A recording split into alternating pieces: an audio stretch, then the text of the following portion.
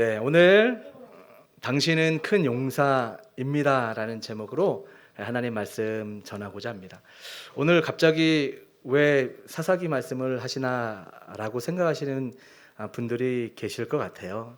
근데 갑자기 제가 이 말씀을 꺼내 말씀하는 것이 아니고, 우리 지금까지 히브리서 11장 믿음의 선진들을 한 사람 한 사람 지금 살펴보고 있는데, 지난주에는 기생 라합에 대해서 살펴보았죠. 히브리서를 이제 쭉 보면 그게 히브리서 11장 31절 말씀이었는데 32절에는 이렇게 연결이 됩니다. 내가 무슨 말을 더하리요? 기드온, 바락, 삼손, 입다, 다윗 및 사무엘과 선지자들의 일을 말하려면 내게 시간이 부족하리로다. 이렇게 말씀을 하고 있습니다.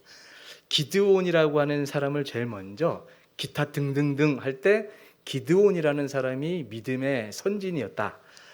이 히브리서 기자는 그렇게 기드온이라는 사람의 믿음을 너희들이 알아야 된다, 배워야 된다라고 지금 가르쳐주고자 기드온이라는 사람을 등장을 시키고 있는 겁니다. 자, 기드온을 그런 의미에서 살펴보려고 하면 오늘 본문인 사사기 말씀으로 와야 되는 거죠. 기드온이라고 하는 사람이 대체 어떤 믿음을 가지고 있었고, 하나님 보시기에 지금 이 성경책을 받아 읽고 또 듣고 있는 사람들에게 기드온이라는 사람에게 너희들은 무엇을 배워야 되는지를 가르쳐주고자 이렇게 기드온이라는 사람을 등장을 시키고 있는 겁니다. 자, 그러면 그 말씀, 기드온이라는 사람이 어떤 믿음을 가졌고 우리가 무엇을 배워야 될지를 살펴보고자 합니다. 자, 그 전에 제가 예화를 하나 들고자 해요. 혹시 여러분 태국이나 동남아 이런 데 여행을 가신 분이 계십니까? 가시면 코끼리 쇼 같은 거를 해요. 예전에 우리 대한민국에서도 서커스단이 다닐 때 뭐 코끼리 같은 이 동물들을 데리고 서커스를 하기로 했습니다. 좀 오래된 일이죠. 지금은 우리 서울대공원처럼, 그렇죠, 또 저기 어린이 대공원처럼 코끼리들을 이제 잘 볼 수 있는 이런 곳이 있기 때문에 서커스를 굳이 갈 필요가 없지만, 예전에는 서커스를 통하여 코끼리를 보기도 했고, 지금도 동남아 같은 데를 가게 되면 그 정말 집채만한 코끼리가 그 주인의 길이 잘 들여서 서커스를 하거나 어떤 것을 하는 것을 보게 됩니다. 참 신기하죠. 여러분, 동물의 왕은 누구죠? 사자예요. 그죠? 사자입니다. 보통 이 동물의 호랑이라고요? 사자나 호랑이나 뭐 둘이가 싸우면 누가 이기는지 잘은 모르겠지만 일반적으로 호랑이? 요새는 호랑이라고 부르는가 봅니다. 호랑이든 사자든 사실 그 맹수가 왕이라고 하지만 어떤 학자들의 말에 의하면 동물 사자와 코끼리하고 싸우면 누가 이길까 할 때 코끼리가 결코 지지 않습니다. 왜냐하면 코끼리는 등치도 크고 이 피부 껍데기가 두꺼워서 가죽이 두꺼워서 사자가 결코 물어 뜯을 수가 없어요. 뱀에게도 물리지 않죠. 그런 이 코끼리, 어떤 의미에서 동물의 왕이라고도 부를 수 있는 이 코끼리이지만 그렇게 용맹스럽게 싸우지를 않아요. 특별히 사람의 길이 들려져서 서커스든 태국 같은 어떤 동남아의 코끼리를 다루는, 인도도 마찬가지, 그런 데에 길들여져 있는 이 코끼리를 연구해 보니까 아주 중요한 비밀이 있었다고 합니다. 그게 뭐냐면 코끼리가 성장할 때에 어린 시절에 답이 있다고 합니다. 코끼리가 태어나면 어릴 적에 발목에 아주 튼튼한 쇠사슬로 묶어 둔다고 합니다. 그런 코끼리는 아무리 힘을 써도 당연히 어리니까 그 말뚝을 뽑을 수가 없겠죠. 그러면서 하루가 지나고 이틀이 지나고 몇 달이 지나고 시간이 지나면 코끼리가 몸으로 배운대요. 나는 이 말뚝을 절대로 벗어날 수 없다라는 것을 자기 스스로가 인식을 하게 되는 거죠. 이것이 바로 학습된 무기력이라는 겁니다. 이렇게 자란 코끼리, 성체가 된 이후에도 말뚝만 박혀서 이 쇠사슬이 묶여 있으면 더 이상 벗어나려고 하지 않는다라는 겁니다. 자, 제가 왜 그 말씀을 드리냐면 오늘을 살아가는 이 시대의 그리스도인들에게도, 이 사람들에게도 동일한 코끼리 말뚝 같은 것이 있다라는 거예요. 원래 하나님은 사람을 창조하시고 여러분들을 디자인해서 이 땅에 태어나게 하셨을 때에는 우리가 아름다운 꿈도 꾸고 도전하고 승리할 수 있는 믿음의 DNA를 사실상 심어 주셨어요. 사실은 우리가 이 땅에 좀 별 볼 일 없는 사람 같아 보여도 하나님 만나 믿음만 있으면 그 DNA가 작동만 되면 오늘 이 기드온처럼 이전에 지금 성경에 나오는 인물들처럼 세상을 거슬러 하나님 앞에 놀라운 인물로 나도 사실 행복하고 다른 사람 보기에도 참 저 사람 인생 귀하다. 또 하나님은 참 너희들이 내 자녀로서 참 보기 좋다. 좋았더라라고 하는 하나님도 기쁘며 우리도 행복하고 사람들에게도 도전이 되는 그런 인생들로 우리를 부르셨다라는 거죠. 그런데 안타깝게도 우리가 이 땅을 살아가는 이 세상은 원수마귀 사탄이 세상을 주관하고 죄라는 것이 이 땅에 침투하면서 사람들의 생각과 모든 환경, 우리들의 의지를 다 안 좋게 부정적으로 다 전염시켜 버렸어요. 그 결과가 두려움, 그리고 이 땅을 살면서 서운함, 그리고 부정적인 자화상으로 아주 진하게 얼룩져 있다라는 겁니다. 자, 말뚝에 묶인 이 코끼리처럼 우리가 살아가는 상황 가운데 반복된 실패를 합니다. 살아가다 보면 실패를 하다 보면 상처를 받게 되고 좌절감 때문에 나도 모르게 나는 안 돼. 나는 특별한 사람이 아니야. 나를 통해서는 아무런 일이 일어날 것 같지 않아.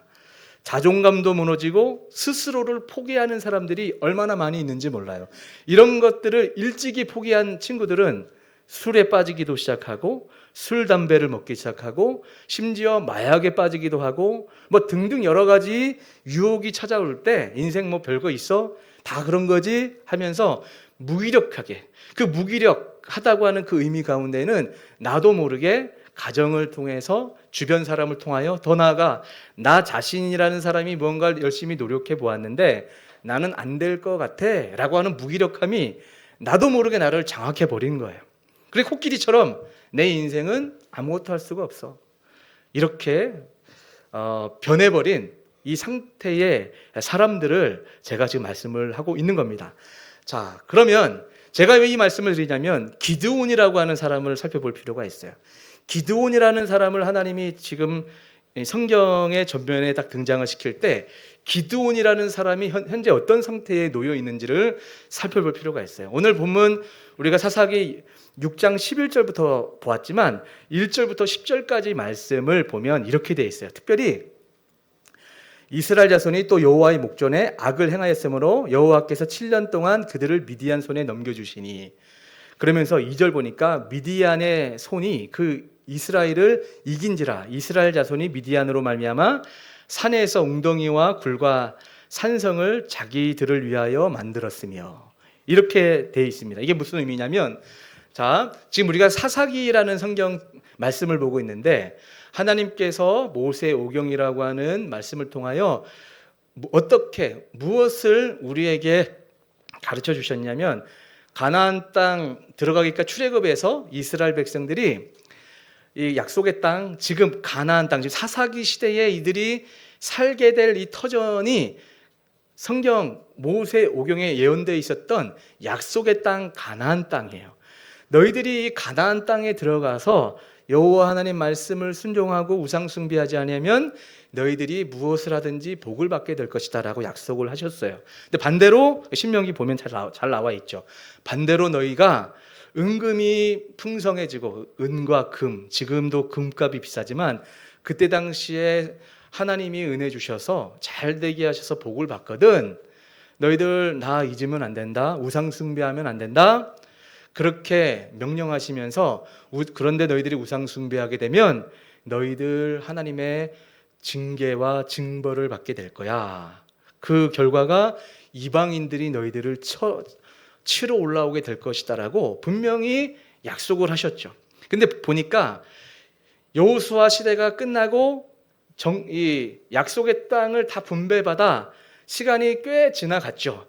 지나간 가운데 이스라엘 백성들이 먹고 살만해지니까 슬슬 이게 내가 잘된 것이 뭐 하나님의 은혜야. 다 어떻게 하다 보니 내가 잘된 거지? 라고 시작한 것이 이제 고의적으로 하나님을 떠나 우상 숭배에 이르게 됩니다. 그러다 보니 하나님께서 이스라엘 백성들에게 약속하셨던 대로 이방 족속들이 쳐들어와서 마치 우리 조선이 일제시대 때 우리는 그냥 잘 살고 있다고 생각을 했는데 우리가 국력이 약해지니까 청나라가 쳐들어 내려오기도 하고 일제시대 때는 일본이 우리나라 쳐들어와서 너네 주권 내려놔. 그래서 우리를 다 잡아서 우리 할아버지급들을 다 군대에 보내기도 하고 우리 할머니급들 되는 그 아가씨들을 군대에 보내기도 하고 그런 비참한 일들을 우리 조선 대한민국이 겪었던 것처럼 지금 이스라엘 백성들이 하나님 앞에 이들이 악을 행하게 되니까 하나님께서 미디안의 손에 이스라엘 백성을 넘기게 됩니다. 그 결과 자 보세요. 약속의 땅 가나안 땅에 들어와 있는 이스라엘 백성들은 무엇을 해서 먹고 살았냐면 광야에 있을 때는 하늘에서 만나가 내리고 메추라기가 내려서 정말 세상에 보지도 못한 만나라는 뜻이 이게 먹고예요. 뜻이 만나라는 그 언어를 해석하면 What is this? 이게 바로 만나의 뜻이야. 영어로 What is this? 이건 뭐야? 하늘에서 내리는 쳐다보지도 못하고 이게 어디서 오는 건지도 모를 그 만나를 먹고 40년 동안을 살았는데 이들이 약속의 땅, 사사 시대 때의 배경이 되는 가나안 땅에 들어와서 농사를 시작해서 첫 수확을 하게 되니까 신비하게도 하늘에서 내렸던 만나가 딱 그쳐요. 그러니까 하나님은 다 모든 것을 알고 계셔. 너희들이 어느 정도 물질이 필요하고 너희들이 뭐가 필요한지를 다 알고 시간차에 맞게 척척 인도하고 계시는데 자, 농사를 짓는 사람은 평야가 필요하죠. 평야에서 농사를 짓고 먹고 살아야 되는데 지금 어떤 형국이냐면 농사를 짓고 있는 거예요. 벼농사를 지었어. 근데 가을에 추수기가 돼서 이제 벼를 다 벨 때가 됐는데 요때쯤에 미디안 족속이 내려오는 거예요. 고생해서 농사를 다 일궈놨는데 추수기 때 미디안 족속이 내려와서 싹 이제 협박하고 죽이고 빼서 가는 거죠. 이것을 계속 반복을 하니까 이스라엘 백성들이 야, 더 이상 이렇게 살 수는 없다. 평지에 살아야 될, 농사 져야 될 사람들이 어디로 갔다고요? 산으로 올라가서 웅덩이, 굴, 산성들을 그곳에 자기들을 지키기 위하여 거처를 마련했다라는 의미를 이렇게 표현을 하고 있는 거예요. 그러니까 먹고 살기 위해서 자기들의 앞날을 위해서 원래는 평지에서 농사를 지어야 되는데 농사 수확기가 되면 미디안 족속, 이방 족속이 와서 뺏어가니까 괴로우니까 야 어차피 뺏길 거 산속에 들어가서 그럭저럭 뭐 살아가야겠다라는 식으로 지금 상황 가운데 내몰려 있는 상태가 이스라엘 백성이다라는 것을 10절까지 말씀을 하고 있는 것입니다. 자, 이 상황에서 이스라엘 백성들이 부르짖습니다. 하나님, 우리가 하나님을 떠났습니다. 우리가 기도해야 될 때 기도하지 않았습니다. 거룩하게 살라고 주님 말씀하셨는데 거룩하게 살지 못했습니다라고 회개 기도하듯 하나님께 부르짖었더니 하나님께서 사사를 보내는 거예요. 여러분, 사사기는 제가 한번 일전에 설교 때도 말씀을 드렸는데 사사기는 하나의 반복적인 패턴들이 나오는데 14번에 걸쳐 나와요. 그게 뭐냐면 똑같아. 기드온이 등장하기까지 이스라엘 백성들이 하나님 앞에 악을 행하고 우상 숭배하니까 하나님께서 이들을 이방 족속에게 붙인단 말이에요. 그럼 이들이 고난이 찾아오죠. 그러면 하나님, 우리가 회개합니다. 저희가 말씀 안에 살지 못했습니다. 주님, 저희들을 용서해 주세요라고 기도하면 사사를 보내요. 삼손도 사사 중에 한 명이고 기드온도 사사 중에 한 명인데 하나님이 내려와서 이제 문제를 해결한다라는 의미인 거예요. 자, 그러면 지금 기근 가운데, 환난 가운데, 굉장히 괴로운 가운데 놓여 있을 때 하나님이 기드온이라는 사람을 이제 등장을 시키는데, 자, 기드온이라고 하는 사람이 등장될 때에 기드온의 상황을 보자는 거예요. 제가 아까 전에 코끼리 말뚝 얘기했죠. 자, 보세요. 기드온이라고 하는 사람은 처음부터 믿음이 대단한 사람이 아니었어요. 이 사람 역시 절망했고 무기력했고 두려움에 사로잡혀 있는 것을 볼 수가 있습니다. 세상 사람들과 똑같이 비교 의식에 떨고 있는 사람입니다. 그런데 그 하나님은 기드온을 부르시고 기드온을 큰 용사로 만드시는데, 큰 용사가 되기까지에는 세 가지 아주 중요한 말뚝을 뽑아냈어야 했어요. 기드온이 가지고 있는 이 말뚝은 우리 인생에 놓여져 있는 똑같은 말뚝이에요. 여기 한 가지도 빼놓을 게 없어. 오늘 이 말씀 여러분 꼭 기억하면 평생의 영적인 자양분이 될 거라 저는 믿습니다. 첫 번째가 뭐냐면 두려움의 말뚝이에요. 두려움의 말뚝. 자, 오늘 본문 6장 11절 한번 띄워주시겠어요? 자, 6장 11절 우리 같이 한번 11절 읽겠습니다. 다 같이 시작.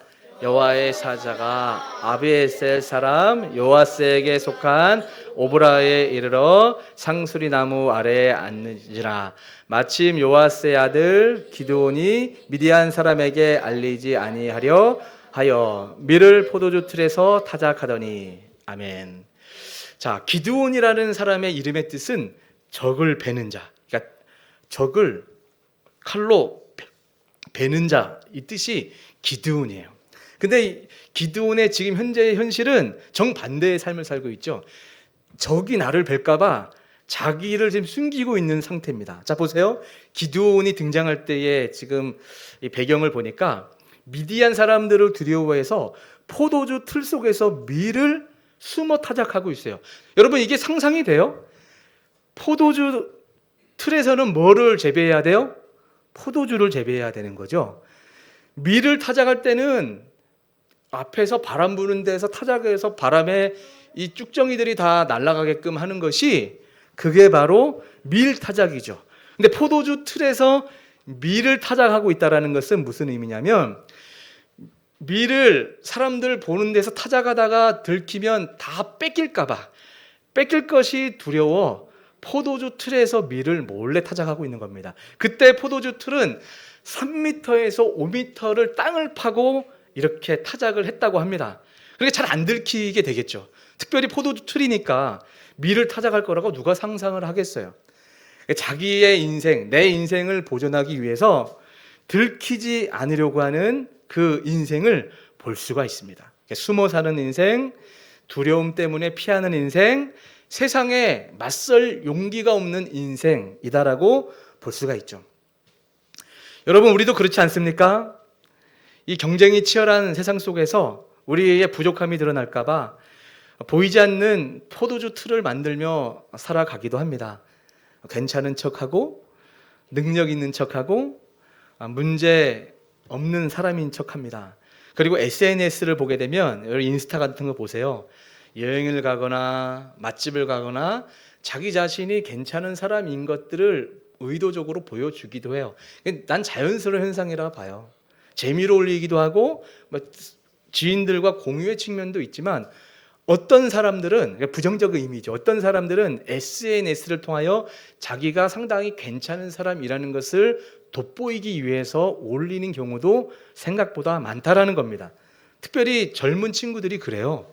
청소년들, 젊은 대학생급들이 SNS를 통하여 자신이 괜찮은 사람, 행복한 사람, 나 이런 것도 먹고 다니는 사람이야 라는 것을 어필하기 위해서 항상 사진을 찍기도 한다라는 거죠.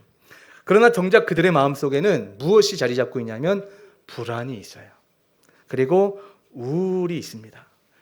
공황장애 같은 것이 있고 비교의식이 가득합니다.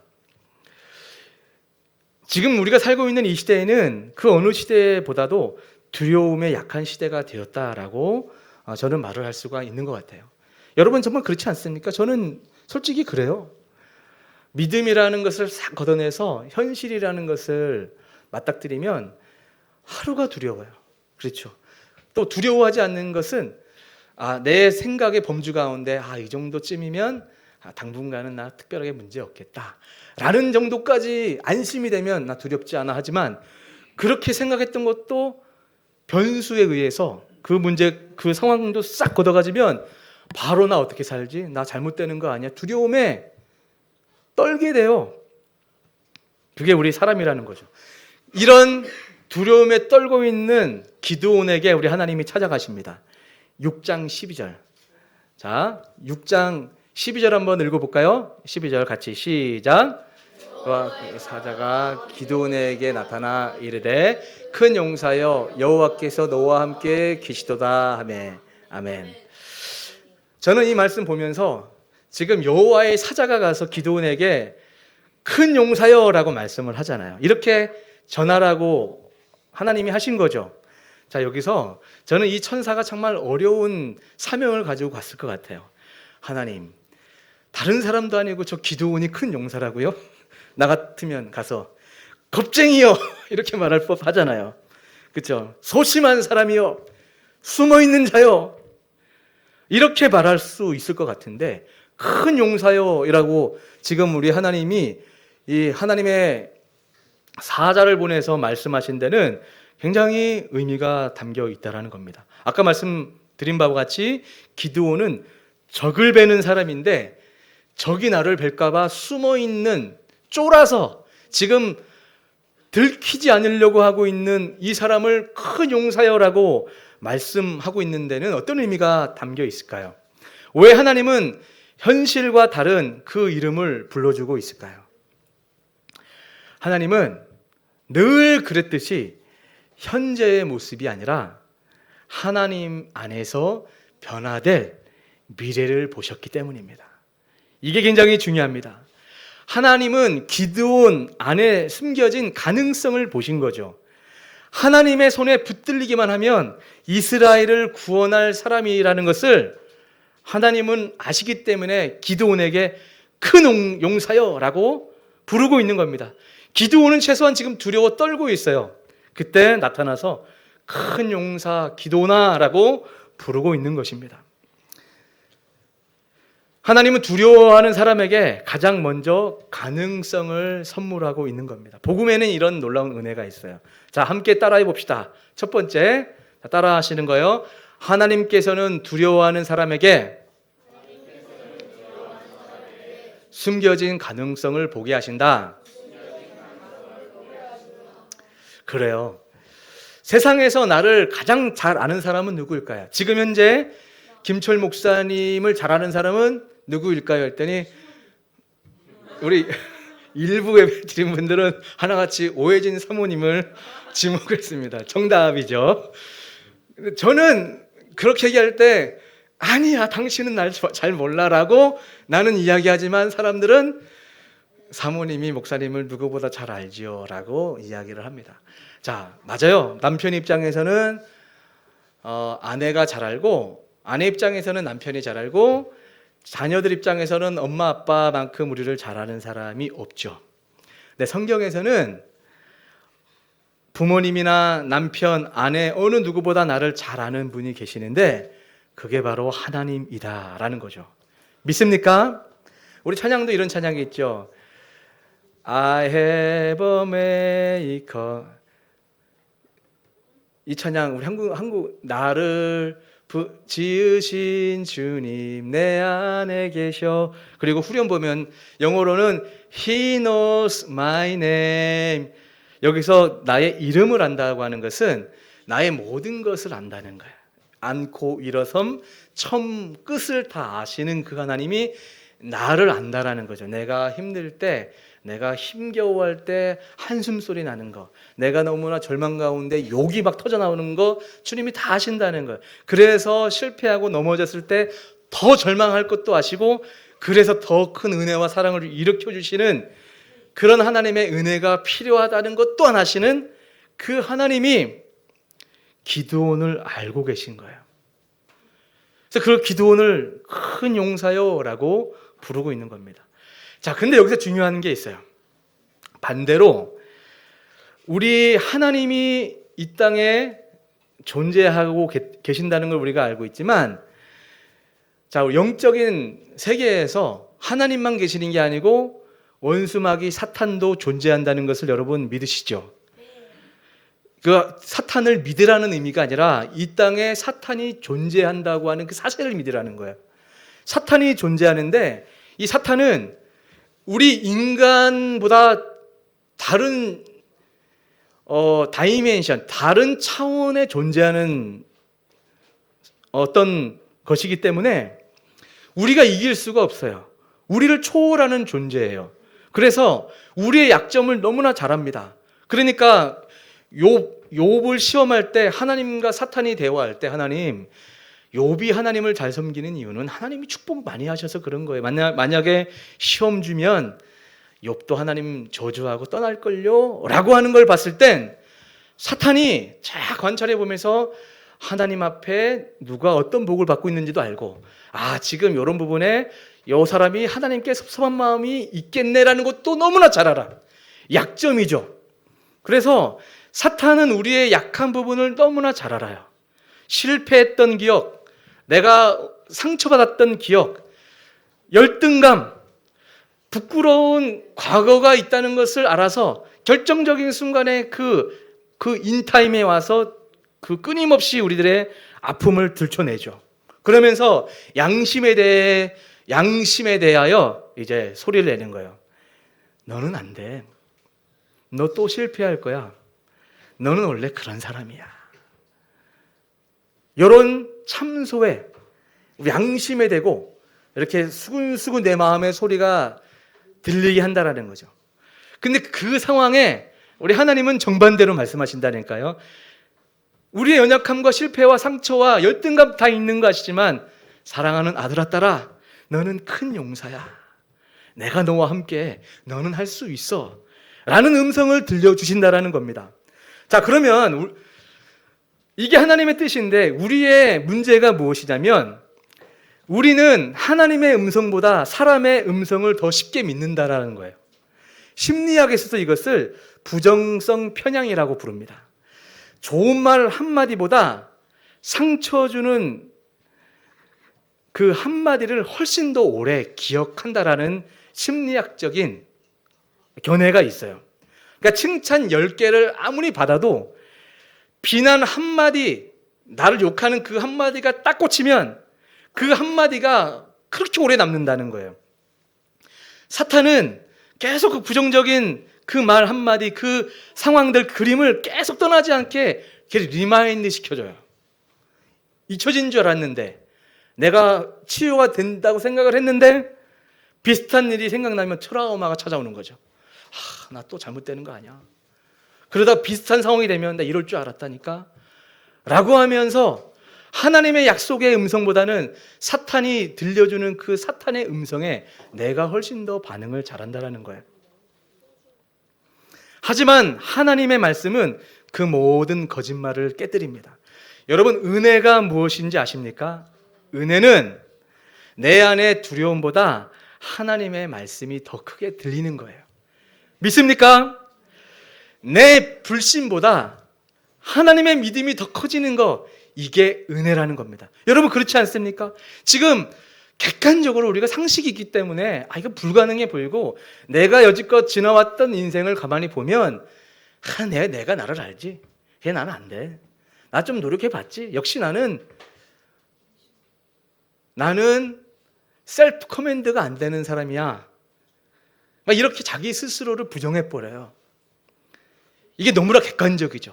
다른 사람들이 나를 얘기할 때 기분 나쁘게 반응하지만 솔직히 내가 나 스스로를 냉정하게 객관적 기준으로 나를 바라보면 맞는 말들이지 뭐 라는 생각들 여러분 하고 살지 않습니까? 저는 많이 그래요.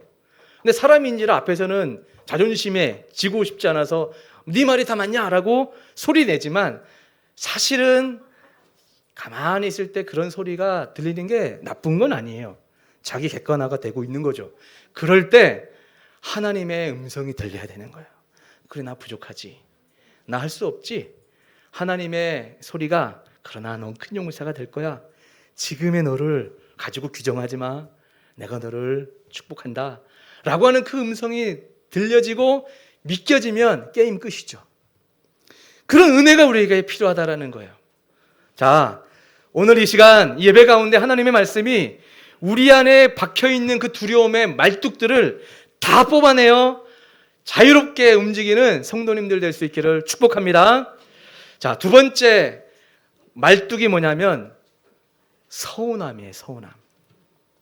자, 기드온도 고집이 있어요. 자, 보세요. 하나님께서 이렇게 너는 큰 용사요 라고 말씀하면 보통은 아멘, 하나님 믿습니다. 이렇게 대답하면 될 것 같은데 기드온이 자기 마음속에 있는 그 말을 꺼냅니다. 6장 13절 떼어주세요. 6장 13절 보니까 제가 요 부분만, 여호와께서 우리와 함께 계시면 어찌하여 이 모든 일이 우리에게 일어났나이까. 이게 뭔 말이냐면, 자, 기드온은 하나님에 대한 말씀의 사실을 알고 있어요. 우리가 출애굽한 백성이고 우리가 언약 백성으로 약속의 땅에 들어오면 하나님이 우리를 축복하신다고 했잖아요. 우리를 보살핀다고 하셨잖아요.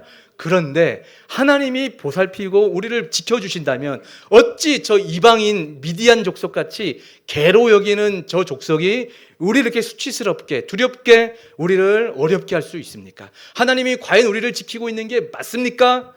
라는 반문을 하고 있는 거예요. 여러분, 충분히 난 기드온의 마음이 이해가 돼요. 섭섭한 거예요. 하나님 앞에 서운한 마음이 있는 거예요. 나름 약속의 말씀 붙잡고 우리 부모님 말씀 쫓아, 그 교훈을 쫓아 하나님 말씀대로 살아보려고 애썼는데 하나님의 그 은혜가, 축복이, 하나님을 섬긴다고 하는 그 복이 생각처럼 안 오잖아요. 그래서 타협을 하기 시작한 거죠. 섭섭함이에요. 서운함, 상처입니다. 우리가 왜 미디안의 지배를 받고 있는지 아십니까? 우리가 왜 이 땅에 신앙생활하면서도 힘들어하고 있는가? 바로 이런 거죠.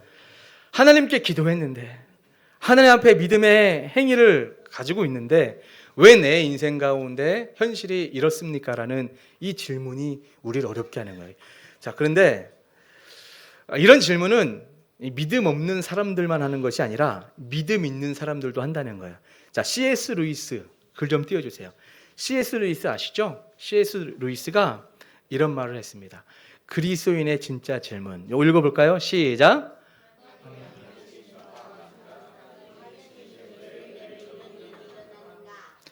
자, C.S. 루이스 같이 정말 이 변증학자이며 여러 고민을 많이 해본 사람의 입장에서 그리스도인들의 진짜 고민과 질문은 하나님이 안 계신가? 이런 질문은 대부분 잘 안 할 것 같긴 해요. 근데 진짜 우리를 어렵게 하는 것은 하나님이 계시는데 왜 이런 일이 일어날까? 내 상황 가운데 왜 이런 일이 일어날까? 일어나는 거죠. 이게 좀 더 깊어지면 섭섭해지는 거예요. 내가 하나님을 섬기는데 하나님 왜 나를 이렇게 내버려 두시지? 내가 뭘 잘못한 거지? 이런 생각을 한다라는 거예요. 그럼에도 불구하고 이렇게 섭섭함을 표현하는 기드온에게 사사기 6장 14절에 너는 가라, 내가 너를 보내노라, 이렇게 말씀을 하고 있습니다. 여러분, 놀랍지 않습니까? 기드온은 지금 과거를 붙잡고 있어요. 지나간 과거에 섭섭한 그 상황들을 붙잡고 있는데 하나님은 미래를 말씀하고 있습니다. 기드온은 왜요 하나님? Why?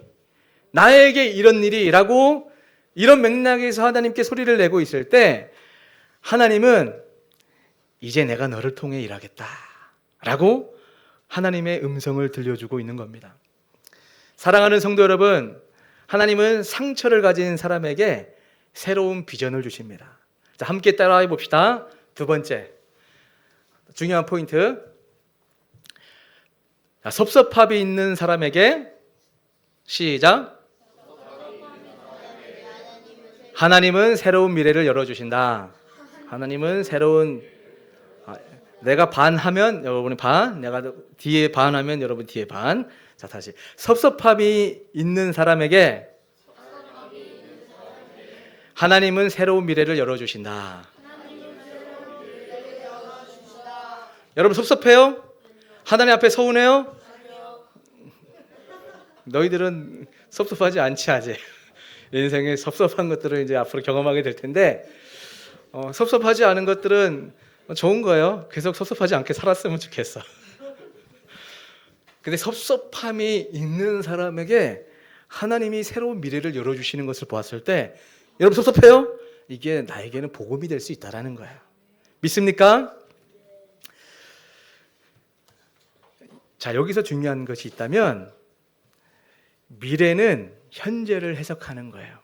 우리가 언젠가 하나님이 함께 하셔서 우리 인생을 이끌어 가시면 힘든 시간이 지나고 나서 뒤돌아보면 그 시간이 나를 만들었구나.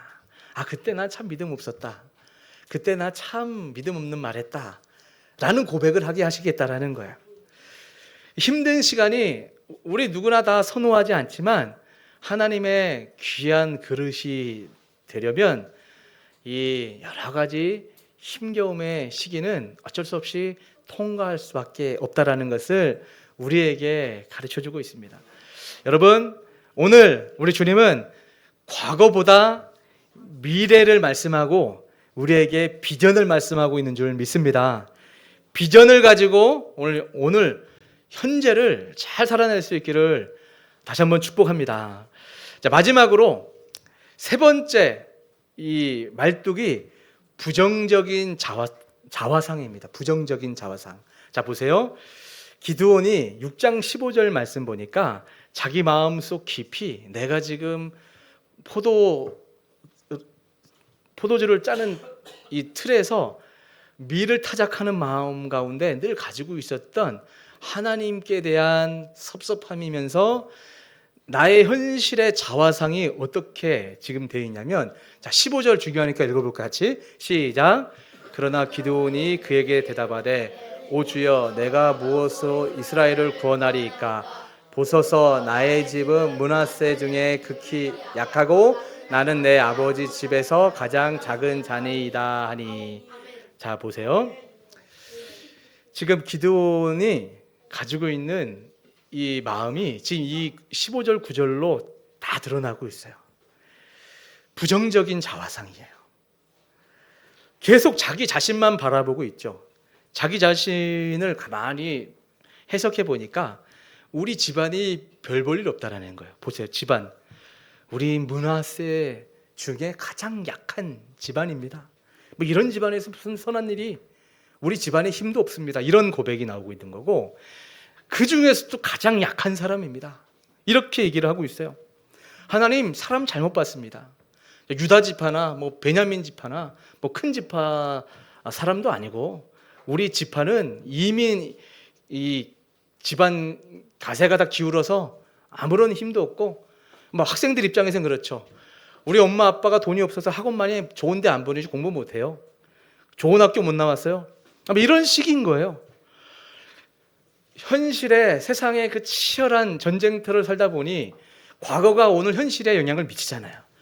공부할 때 좀 잘했어야 되는데, 좀 도움을 받았을 때 도움을 받았어야 되는데 그 도움이 없었다는 생각에 내가 지금 현재 요모냥 욕골에 놓여 있습니다라고 하는 부정적인 자화상이 지금 기드온 생각과 말 가운데 녹아 있어요. 자, 그런데 우리 하나님은 뭐라고 말씀하시는가? 16절에 여호와께서 그에게 이르시되 내가 반드시 너와 함께 하리니 내가 미디안 사람 치기를 한 사람을 치듯 하리라 하시니라. 적을 치는 사람으로 하나님이 부르셨는데 적이 나를 칠까 봐 두려워서 숨고 있는 이 사람에게 하나님이 말씀하시는 거예요. 내가 너와 함께 하리라. 자, 여기서 중요한 이제 결론입니다. 하나님은 기드온의 그 질문, 계속 핑계대고 나 부족한 사람이에요, 부정적으로 자신을 바라보고 있는 사람에게 너 충분히 강해 이렇게 말하는 게 아니에요. 너 충분히 능력 있어 이렇게 말하는 것이 아니라 하나님의 강조는 내가 너와 함께한다 입니다. 내가 너와 함께한다. 이게 하나님의 대답입니다. 우리도 마찬가지예요. 하나님이 기드온과 같은 상황 가운데 놓여 있을 때 우리는 이렇게 기도, 하나님 나 힘들어요, 이거 좀 바꿔주세요, 이것 좀 도와주세요, 능력을 베풀어 주세요 라고 기도할 때 우리 하나님은 그래 내가 지금 즉시 나타나서 그 문제 해결해 줄게 이렇게 말씀하기보다 내가 너와 함께 할게, 앞으로 수많은 일을 만나게 되겠지만 내가 너와 함께하면 모든 문제는 해결되게 돼 있어 라고 말씀을 하고 있는 겁니다. 자기 자신을 바라볼 때 겁쟁이였지만 하나님을 바라보기 시작하고 하나님을 믿는 이 기드온의 믿음이 시작되니까 하나님이 나중에 기드온의 300용사처럼 이 시대에 다른 사람들은 두렵고 벌벌 떨며 하나님을 떠나고 있을 때 믿음이 연약했던 이 기드온이라는 사람이 시작됨으로 말미암아 이스라엘 나라를 구원하는 놀라운 역사가 일어나더라라는 것을 우리에게 말씀하고 있습니다. 집안도 능력도 나의 상황은 당분간 그대로일 수 있어요. 그러나 잊지 맙시다. 하나님이 오늘 기드온을 들어서 말씀하시는 것은 너희 지금 이 세 가지 쇠말뚝으로 지금 묶여서 나는 아무것도 할 수 없어, 나의 배경은 아무것도 아닌 것 같아라는 여기에 묶여 있지 마라. 내가 너희들에게 믿음의 DNA를 심는다. 그 믿음을 가지고 이제부터 걸어라. 믿음으로 하나님과 동행해라. 내가 너와 함께 하겠다라고 말씀하고 있는 거예요. 그렇다면 우리는 무엇을 배워야 됩니까? 하나님 약속 붙잡고 주님 순종하겠습니다. 따르겠습니다. 주님과 동행하겠습니다. 이런 믿음으로 살면 기드온처럼 여러분의 인생이 놀랍게 변화되고 바뀌게 될 줄 믿습니다.